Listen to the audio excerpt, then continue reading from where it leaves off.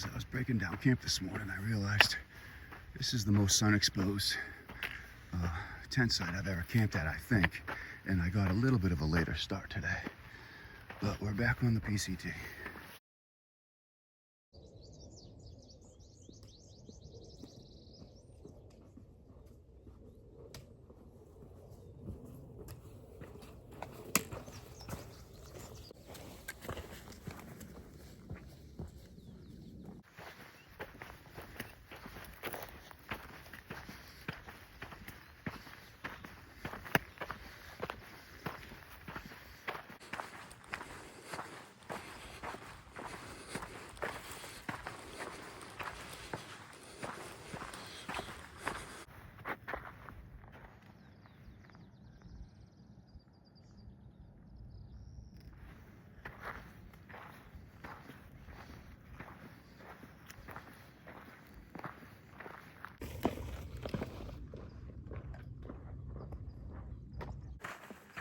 So there's a few waypoints that I'm keeping track of this morning.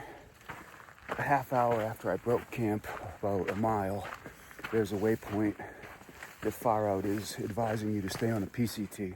I guess there was an instance where someone cut a switchback and got themselves in trouble. If I were desperate, I could get water out of that puddle. I knew there'd be a surprise water source. I just thought I'd find it yesterday, not today. But I'm not that desperate. The next waypoint is about 10 o'clock, so 4 hours after I broke camp is the water faucet. After that, switchback I'm not supposed to skip, and the warning to stay on the PCT because it's dangerous. And then about 8 miles, so around 12 o'clock, 12:31, depending upon how much I slow down throughout the day to get water and whatnot, is Route 10 to get into town to get a little bit more resupply so I can make it to Big Bear.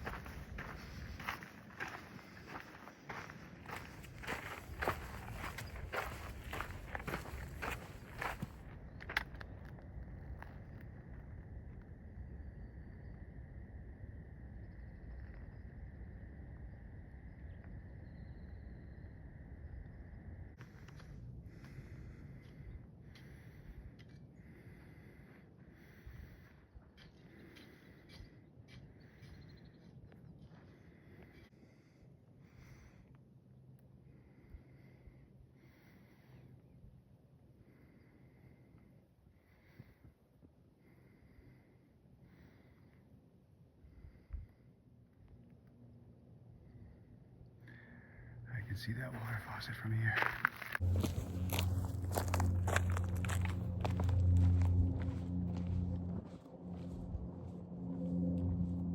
This is a really cute little neighborhood at the foot of this mountain.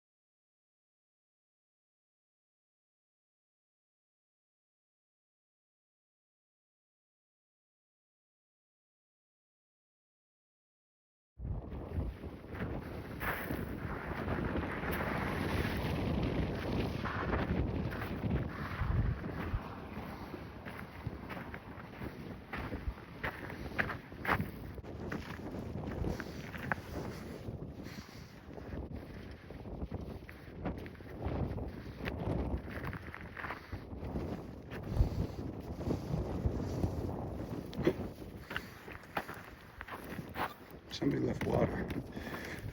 Not a lot of water, but there's some water in there. So it says 110, that's where I'm going. Big Bear, that's like 56 miles after that.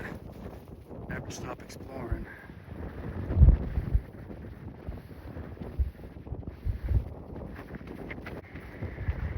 It's been a while since I've been close enough to power lines on trail that you can hear them.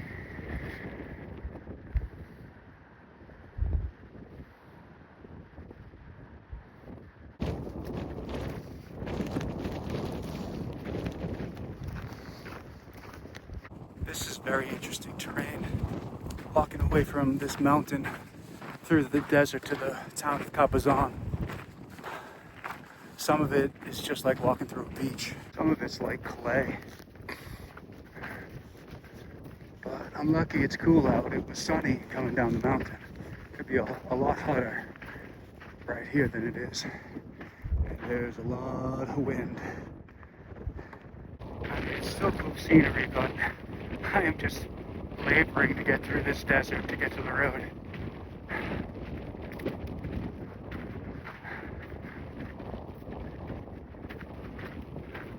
I wonder if that train's going to Canada.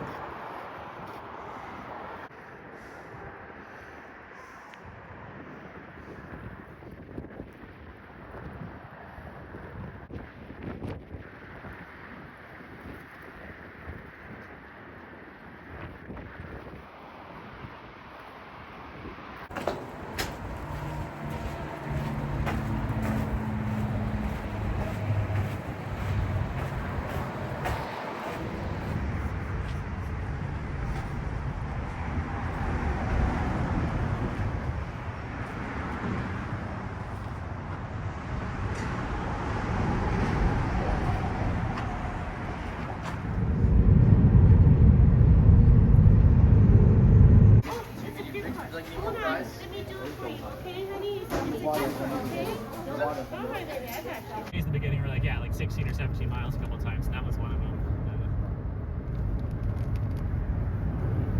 I like Mission Creek. I know a lot of people bitch about it. I like walking on rocks. It's a little bit fun. It's like...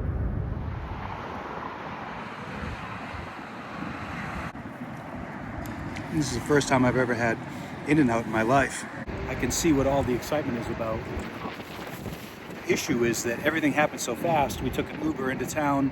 I went over to the gas station to get a resupply, and while Aaron and another hiker from Finland were sitting at In-N-Out, they got offered a ride from a guy, Ernie Cavalier, Cav, who hiked the trail last year. Big shout out to that guy. I walked up to the table, they had their stuff plugged in, and I'm like, are one of you guys carrying that? And I knew they weren't. And they're like, no, we got offered a ride. There might be room for you if you're ready in 5 minutes. So I got my order to go. And here I am on the side of the road, right back on the trail, finishing my food before I head back out there. So the only downside is that I rushed it and I didn't get to use the bathroom.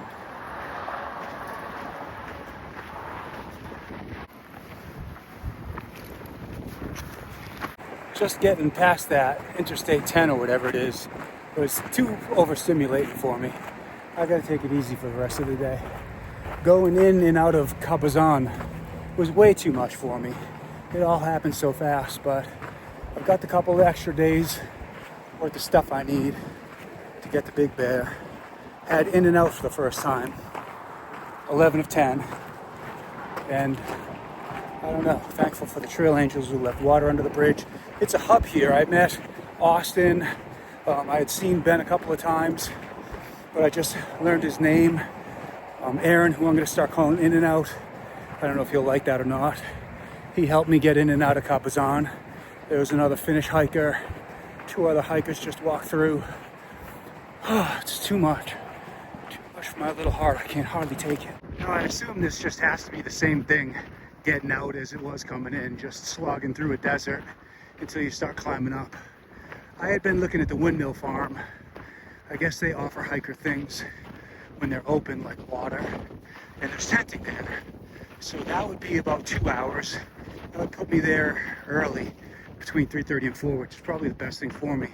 But I was talking to Austin, and he reminded me of a waypoint I had seen, Whitewater Preserve, and he said they had a visitor center. So again, water, maybe pit privies, That's 9 miles though. So that could take me 4 or 5 hours, which would put me there anywhere between 5:30, 6:45, who knows. Worst hiker box on the PCT. Would not recommend.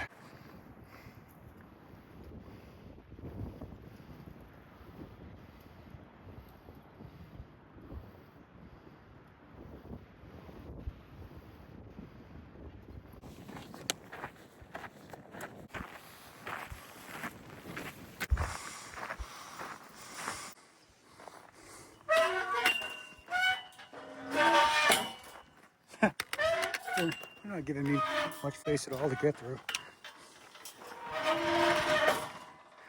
But I fit.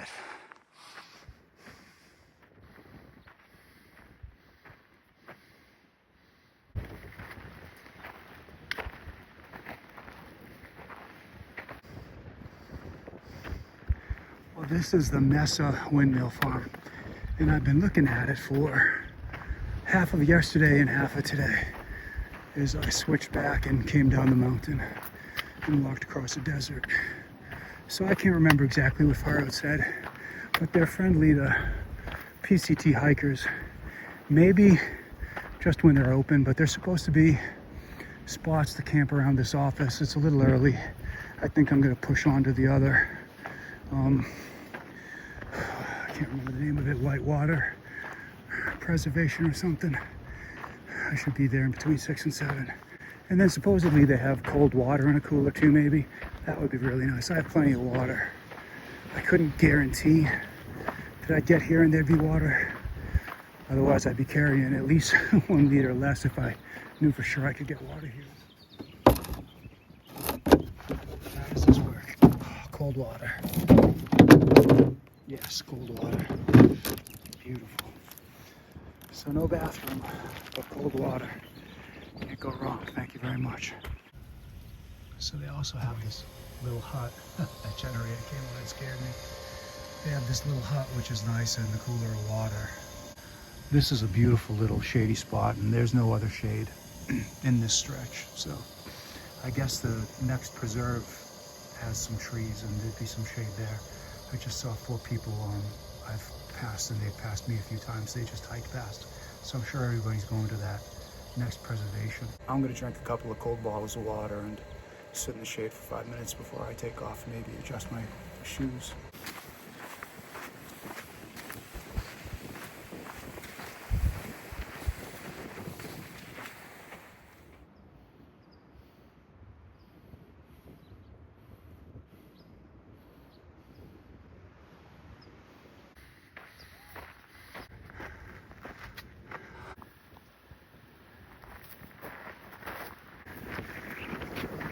Well, this side is so much better. A little bit of downhill, a lot bit of wind.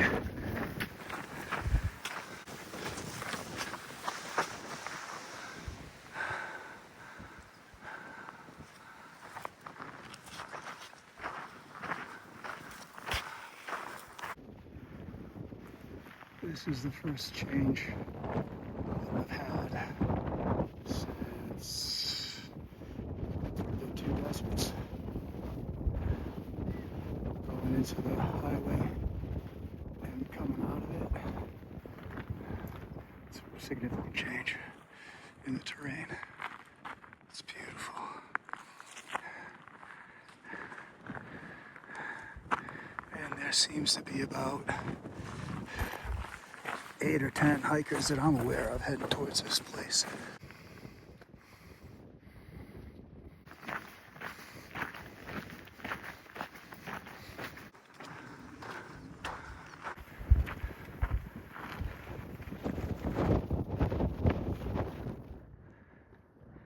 And we want this way. 0.3 to the junction to walk a half mile to that preservation, which just sounds amazing. Bathrooms, running water, potable water, plenty of places to camp. If the visitor center is open, you can charge electronics, and I made good time. All in all, it was a challenging day, but we walked through the desert in the valley and then had to climb up out of it in the heat but then we get to dip back down. So there's a million bushes with purple flowers on the PCT.